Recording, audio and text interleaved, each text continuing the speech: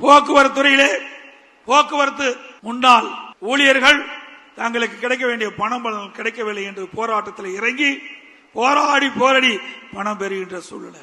எப்பொழுது பார்த்தாலும் ஸ்டாலின் சொல்லுகின்றார், இன்றைக்கு மகளிருக்கு கட்டணமில்லா பேருந்து விட்டுருக்கோம் சொல்லி அந்த பேருந்தில் ஏறி இறங்கினா தான் உயிர் நிச்சயம். அப்படிப்பட்ட பேருந்து ஓட்டுதல் பேருந்து தான் இன்றைக்கு தமிழகத்தில் இயங்கிக் கொண்டிருக்கிறது. தொழில்துறை எல்லாம் எதற்காக சொல்லினேன் என்று சொன்னால், வருகின்ற சட்டமன்ற தேர்தலில் நாட்டு மக்களுக்கு நீங்கள் தெரிவிக்க வேண்டும் என்ற அடிப்படையில் இதை நான் தெரிவித்துக் கொண்டிருக்கின்றேன். அதிமுக ஆட்சிக்கும் திமுக ஆட்சிக்கும் என்ன வேறுபாடு என்பதையும் நாட்டு மக்களுக்கு நீங்கள் தெளிவுபடுத்த வேண்டும் என்பதற்காக இந்த விவரங்களை நான் குறிப்பிடுகிறேன். தொழில்துறை அதிமுக ஆட்சியில மிக சிறப்பா இருந்தது. 2015 அம்மா அவர்கள் முதல் தொழில் முதலீட்டாளர் மாநாட்டை சென்னையில் நடத்தினாங்க.